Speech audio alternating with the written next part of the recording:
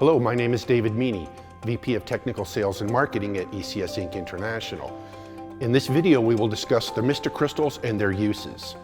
Many of today's technologies require crystal devices to produce a stable clock reference signal for optimum performance. In these designs, a thermistor can be used to compensate the effects that temperature has on quartz crystal.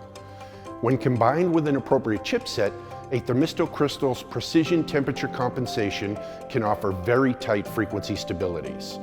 This makes them ideal for precision applications and as suitable replacements for TCXOs. By combining the crystal and thermistor integrally in the same hermetically sealed package, you get several advantages over traditional separate crystal and temp sensor.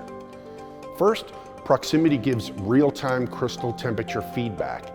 It also minimizes part counts, saving board space and simplifying circuit design. These crystals with integral thermistors offer significantly better stability over temperature performance. For more information, follow the link in the description below.